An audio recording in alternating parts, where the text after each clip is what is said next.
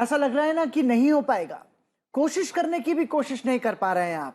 अरे, जब तक खुद पर विश्वास रखना नहीं आप सीखेंगे, तब तक आप ईश्वर पर भी विश्वास नहीं रख पाएंगे। बिल्कुल, जिंदगी को आसान नहीं, बस खुद को मजबूत बनाइए, क्योंकि सही समय कभी नहीं आता, बस समय को सही बनाना पड़ता है। यकीन मानिए, जिंदगी में आगे बढ़ने और सफलता के शिखर पर पहुंचने का रास्ता खुद आपके भीतर ही छिपा है। अगर आप में दृढ़ निश्चय, आत्मविश्वास और कड़ी लगन और आप मेहनत कर सकते हैं, ये लगन का भाव, मेहनत का भाव है, तो आपको घबराने की जरूरत नहीं है। आप प्रगति, उन्नति और कामयाबी के सभी दरवाजे खोल सकते हैं। हेलो इंडिया, मैं हूं पराक्रम। हेलो इंडिया, मैं हूं प्रीति।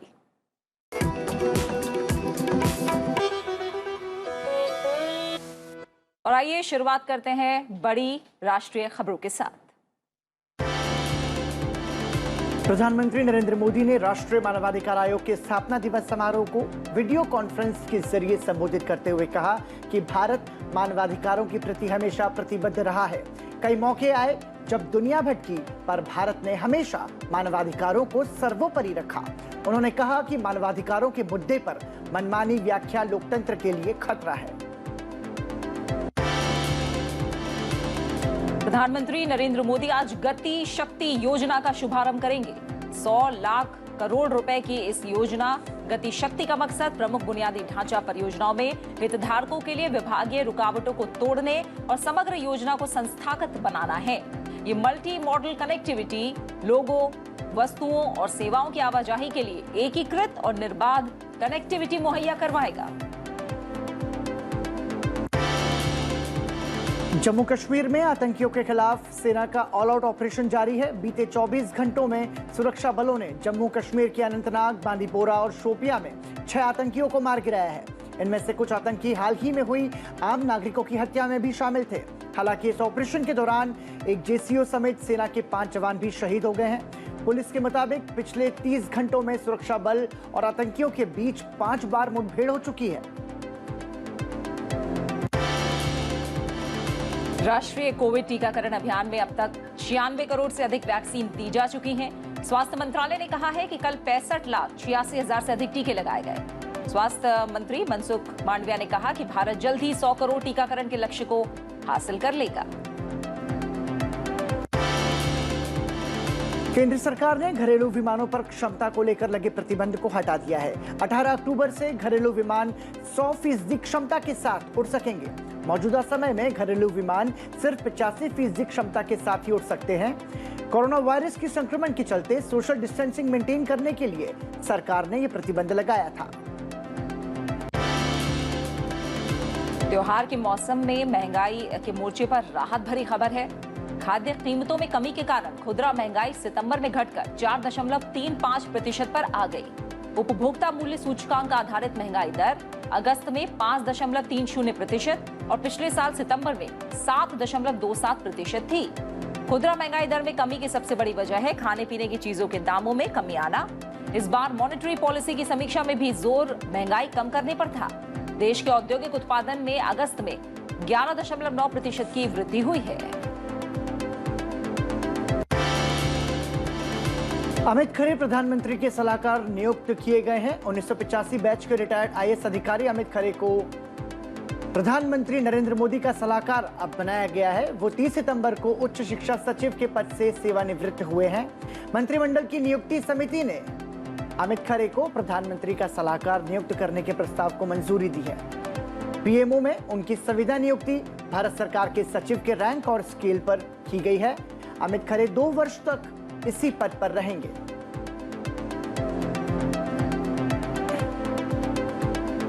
और आइए अब नजर डालते हैं NEWS यानी कि देश के चारों कोनों से आई राज्यवार सुर्खियों पर।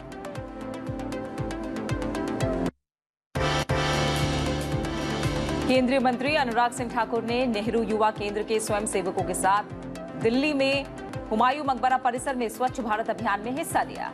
युवा मामले और खेल मंत्रालय आजादी के अमृत महोत्सव के तहत प्लास्टिक कचरा इकट्ठा करके नष्ट करने के लिए महीने भर का स्वच्छता अभियान चला रहा है। योगी सरकार अपने 4.5 साल पूरा होने के उपलक्ष्य में विकास उत्सव मना रही है। इसी क्रम में केंद्रीय मंत्री वीके सिंह ने गाजियाबाद के कविनगर स्थित रामलीला मैदान में विकास उत्सव प्रदर्शनी का उद्घाटन किया। प्रदर्शनी में सरकार द्वारा आत्मनिर्भर उत्तर प्रदेश, महिलाओं, युवाओं, किसानों और गरीबों के लिए किए गए प्रयासों को दिखाया गया है। त्रिपुरा के मुख्यमंत्री बिप्लब कुमार देव ने अगरतला के साल बागान इलाके में ऑक्सीजन पार्क का उद्घाटन किया। इस मौके पर उन्होंने कहा कि राज्य के हर कोने में पर्याप्त ऑक्सीजन सुनिश्चित करने के लिए कई योजनाएं लागू की गई हैं। कर्नाटक के मुख्यमंत्री बसवराज बोम्मई ने बेंगलुरु में बिजनेस एंटरप्रेन्योरशिप प्रोग्राम का उद्घाटन किया। इस कार्यक्रम में 10,000 से अधिक कॉलेज के छात्रों और उभरते उद्यमियों ने हिस्सा लिया। इसके जरिए युवाओं के बीच उद्यमशीलता की भावना को प्रोत्साहित किया गया।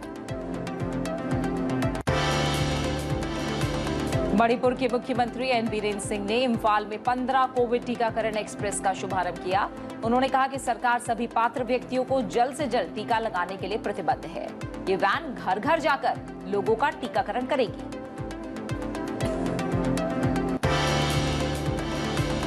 उत्तर प्रदेश के कानपुर में मेट्रो अंडरग्राउंड ट्रैक का निर्माण शुरू हो गया है। Uttar Pradesh metro rail corporation के प्रबंध निदेशक कुमार केशव ने नवीन मार्केट में इसका शुभारंभ किया। इसके साथ ही चुन्नीगंज, नवीन मार्केट, बड़ा चौराहा और नयागंज स्टेशन के पूरे रूट पर मेट्रो का काम शुरू हो गया है।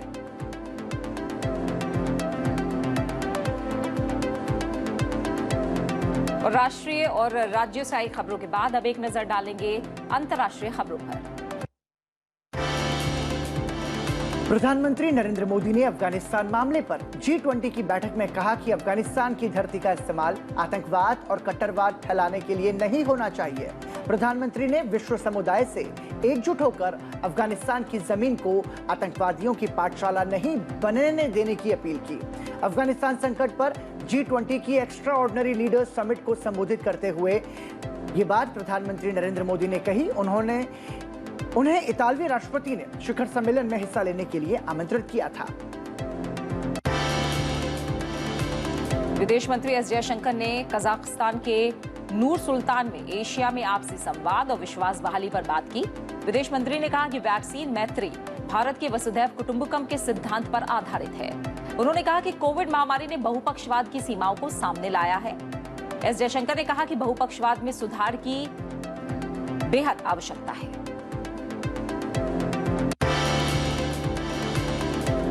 विदेश मंत्री एस जयशंकर ने बहरीन के अपने समकक्ष डॉक्टर अब्दुल्लातिफ बिन राशिद अल ज़यानी से मुलाकात की। इससे पहले विदेश मंत्री कजाकिस्तान के नूर सुल्तान में रूसी समकक्ष सरगेई लावरोव से भी मिले। दोनों नेताओं ने अफगानिस्तान और हिंद प्रशांत पर विचारों का आदान प्रदान किया।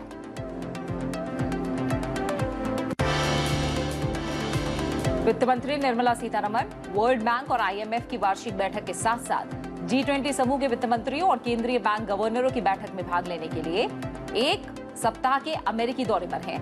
न्यूयॉर्क पहुंचने के बाद वित्त मंत्री बॉस्टन गईं, जहां पर अमेरिकी कंपनी बेन कैपिटल के अधिकारियों के साथ उन्होंने बैठक की। बेन कैपिटल के को चेयरमैन स्टीफन पग्लियोका और को मैनेजिंग पार्टनर जॉन कनॉटन के साथ वित्त मंत्री निर्मला सीतारमण ने भारत में बैंकिंग, आउटसोर्सिंग और दवा क्षेत्र में अमेरिका के साथ व्यापक भागीदारी पर चर्चा की। इटली के सोरेंटो शहर में G20 की मंत्री स्तरीय बैठक में वाणिज्य एवं उद्योग मंत्री पीयूष गोयल, दक्षिण कोरिया, ऑस्ट्रेलिया, दक्षिण अफ्रीका, अमेरिका, ब्राजील, चीन, यूरोपीय संघ के साथ अन्य देशों के उद्योग मंत्रियों के साथ द्विपक्षीय बातचीत करेंगे। फ्रांसीसी मंत्री प्रतिनिधि के साथ वाणिज्य एवं उद्योग मंत्री की विदेश, व्यापार, IT, रक्षा और ऑटोमोबाइल जैसे क्षेत्रों में फ्रांसीसी कंपनियों द्वारा द्विपक्षीय व्यापार और निवेश को लेकर भी चर्चा हुई। इस दौरान केंद्रीय मंत्री पीयूष गोयल एक सत्र को भी संबोधित करेंगे। इस बैठक में कोविड-19 टीके के कारोबार संबंधी बौद्धिक संपदा अधिकार के मसले को भी उठाया जाएगा। सेना प्रमुख जनरल मनोज मुकुंद नरवणे श्रीलंका के दौरे पर हैं। इस दौरान वो श्रीलंका के शीर्ष असैन्य और सैन्य नेतृत्व से मुलाकात करेंगे। साथ ही द्विपक्षीय रक्षा सहयोग को और बढ़ाने के तरीकों पर चर्चा होगी। अपने श्रीलंकाई समकक्ष जनरल शावेंद्र सिल्वा के निमंत्रण पर 4 दिवसीय दौरे पर श्रीलंका पहुंचे जनरल नरवणे का हवाई अड्डे पर श्रीलंका के शीर्ष जनरल ने गर्मजोशी से स्वागत किया।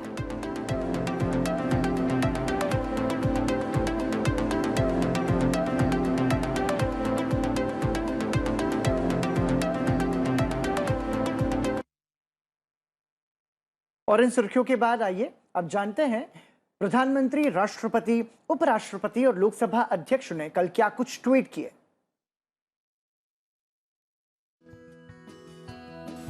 प्रधानमंत्री नरेंद्र मोदी ने मंगलवार को राजमाता विजया राजे सिंधिया की जयंती पर उन्हें श्रद्धांजलि अर्पित की। उन्होंने कहा कि राजमाता का जीवन पूरी तरह से जनसेवा को समर्पित था। वह साहसी और दयालु थीं। अगर भाजपा एक ऐसी पार्टी के रूप में उभरी है जिस पर जनता भरोसा करती है तो इसका कारण यह है कि हमारे पास राजमाता जैसे दिग्गज थे जिन्होंने लोगों के बीच जाकर काम किया और पार्टी को मजबूत किया। साथ ही प्रधानमंत्री ने अपने ट्विटर अकाउंट से कुछ पुरानी तस्वीरें भी साझा की। प्रधानमंत्री नरेंद्र मोदी ने सरदार बलविंदर सिंह नकई के निधन पर शोक व्यक्त किया। प्रधानमंत्री ने कहा कि उन्होंने किसानों को सशक्त बनाने की दिशा में अग्रणी योगदान दिया। उनका जाना दुखद है। प्रधानमंत्री नरेंद्र मोदी ने नागालैंड में भाजपा के पूर्व अध्यक्ष विसासोली लुहोंगू के निधन पर दुख व्यक्त किया। उन्होंने अपने ट्विटर संदेश में कहा कि विसासोली लुहोंगू एक मेहनती और समर्पित व्यक्ति थे जिन्होंने नागालैंड की प्रगति और नागा लोगों के सशक्तिकरण के लिए कड़ी मेहनत की। उन्होंने राज्य में भाजपा को मजबूत करने के लिए उल्लेखनीय प्रयास किए। प्रधानमंत्री ने उनके परिवार और समर्थकों के प्रति भी संवेदना व्यक्त की। लोकसभा अध्यक्ष ओम बिरला ने मंगलवार को महान स्वतंत्रता सेनानी, उत्कृष्ट राजनेता और युग दृष्टा डॉक्टर राम मनोहर लोहिया की पुण्यतिथि पर विनम्र श्रद्धा सुमन अर्पित किए। उन्होंने अपनी ट्विटर संदेश में कहा कि समाजवाद के प्रबल पक्षधर डॉक्टर लोहिया के प्रत्येक कार्य का एकमात्र उद्देश्य था जन मंगल के लक्ष्य की प्राप्ति। उनके विचार और चिंतन आज भी प्रासंगिक हैं। लोकसभा अध्यक्ष ओम बिरला ने वरिष्ठ राजनेता और पूर्व लोकसभा अध्यक्ष शिवराज पाटिल को उनके जन्मदिन पर शुभकामनाएं दी। उन्होंने कहा कि पूर्व लोकसभा अध्यक्ष पाटिल ने अपने उदार दृष्टिकोण और निष्पक्ष व्यवहार से सभा के संचालन को नई ऊंचाइयां दी। समिति व्यवस्था को सशक्त बनाने और संसदीय संस्थाओं को सुदृढ़ करने की उनकी प्रतिबद्धता अनुकरणीय है। लोकसभा अध्यक्ष ओम बिरला ने पूर्व सांसद राजमाता विजया राजे सिंधिया की जयंती पर उन्हें नमन किया। लोकसभा अध्यक्ष ने कहा कि लोकतांत्रिक मूल्यों के सशक्तिकरण के लिए राजमाता का त्याग और आमजन के कल्याण के प्रति उनका समर्पण हमेशा स्मरणीय और प्रेरणादायक रहेगा। मंगलवार को गुजरात के राज्यपाल आचार्य देवव्रत ने राष्ट्रपति भवन जाकर राष्ट्रपति रामनाथ कोविंद से शिष्टाचार मुलाकात की। राष्ट्रपति ने इसकी तस्वीरें अपने ट्विटर अकाउंट के माध्यम से साझा की हैं। उपराष्ट्रपति एम वेंकैया नायडू ने समाजवादी और प्रतिष्ठित स्वतंत्रता सेनानी राम मनोहर लोहिया को उनकी पुण्यतिथि पर श्रद्धा सुमन अर्पित किए। उपराष्ट्रपति ने कहा कि लोहिया जी ने भारत की एकता और अखंडता की गहराई से परवाह की। उनके विचार और जीवन में सभी असमानताओं से मुक्त समतावादी समाज बनाने के प्रयास हम सभी को प्रेरित करते हैं।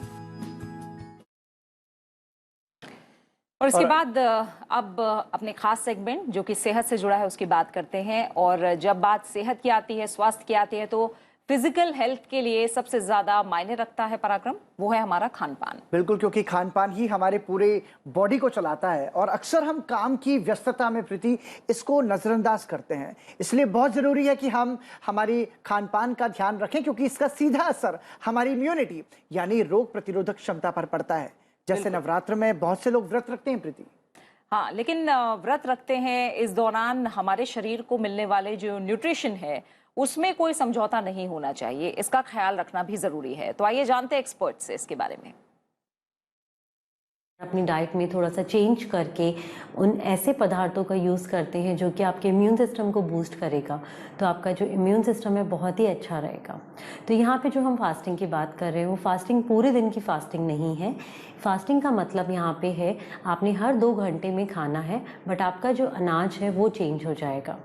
और जब आप ऐसा करते हैं तो आपका जो बॉडी है, क्योंकि आप पोर्शन साइज यहाँ पे कम ले रहे हैं, तो आपकी जो बॉडी है वो एक रिपेयर फेज में चले जाती है। आप उठेंगे, सबसे पहले आपने लेना है ज़ीरा वाटर या फिर लेमन वाटर ल्यूकवार्म, उसके साथ थोड़े से नट्स लेने हैं।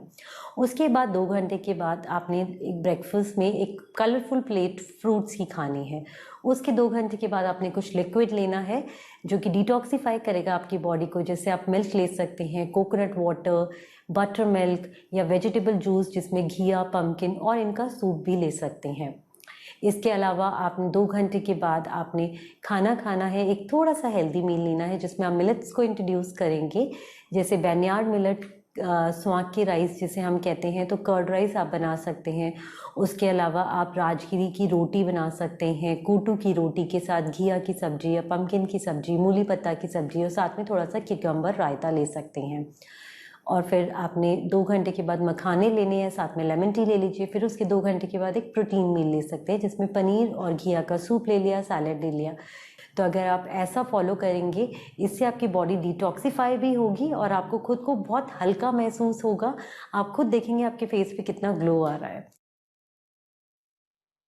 तो सेहत के लिए खान पान का ध्यान रखना बहुत ज़रूरी है, खासतौर से तब जब आप जो त्योहारी जो मौसम है उसमें यदि आप उपवास कर रहे हैं तो बेहद ज़रूरी है कि आप इसका विशेष ख्याल रखें। और आइए अब बात करते हैं आज के इतिहास की। इतिहास हम सभी को जानना चाहिए क्योंकि इतिहास के जरिए हम खुद और आने वाली पीढ़ी को ये बता सकते हैं कि क्या कुछ ऐतिहासिक घटनाएं पूरी दुनिया में दर्ज हुई थी। तो आज जानते हैं 13 अक्टूबर का इतिहास।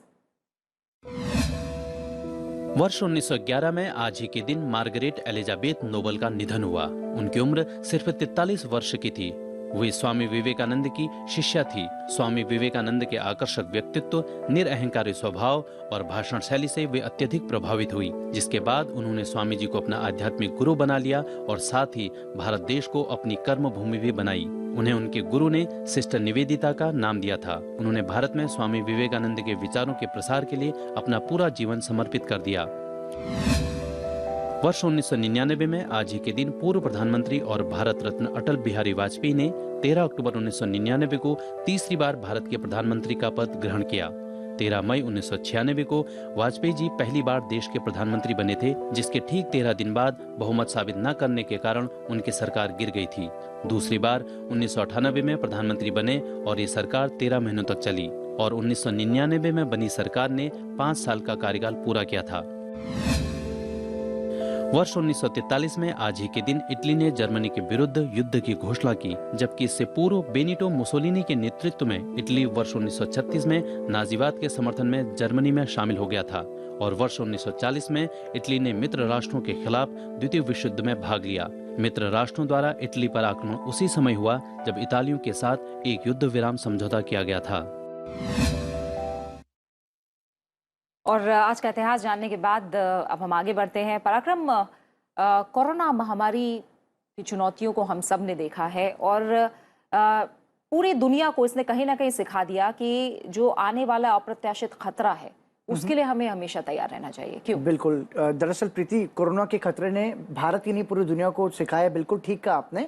दरअसल हम देखते हैं जो प्राकृतिक आपदाएं होती हैं और एक ऐसा अनजान जो खतरा होता है जिसका हमें अंदेशा नहीं होता कि ये कब हो जाएगा, लेकिन वो बहुत बड़ा नुकसान कर देता है। बिल्कुल। और कोरोना की स्थिति के बाद भारत ने, पूरी दुनिया ने ये समझ लिया कि तैयारी पहले से होगी तो हम उस खतरे को कम कर सकते हैं। बिल्कुल। और ये बात हम इसलिए भी कर रहे हैं क्योंकि आज international day of disaster risk reduction है। ये दिन पूरी दुनिया को एकजुट और जागरूक करता है बड़ी आपदाओं को कम करने के प्रयासों के लिए। संयुक्त राष्ट्र हर साल 13 अक्टूबर को विश्व स्तर पर international day for disaster risk reduction यानी अंतर्राष्ट्रीय आपदा न्यूनीकरण दिवस मनाता है। ये दिन जोखिम जागरूकता और आपदा में कमी की वैश्विक संस्कृति को बढ़ावा देने के लिए मनाया जाता है। ये दिवस आपदा रहित समाज का निर्माण करने के लिए नागरिकों और सरकार को प्रोत्साहित करता है। इसका मुख्य उद्देश्य है आपदा जोखिम को कम करना और सुरक्षित समुदाय बनाना। खतरों के जोखिम को कम करना, भूमि और पर्यावरण संसाधनों का उचित प्रबंधन, आपदाओं से निपटने के लिए समुदाय विशेष की तैयारी में सुधार करना और ऐसी सभी विनाशकारी घटनाओं के लिए पूर्व चेतावनी जारी करना। आपदा जोखिम न्यूनीकरण प्रयोजन का केंद्र बिंदु है।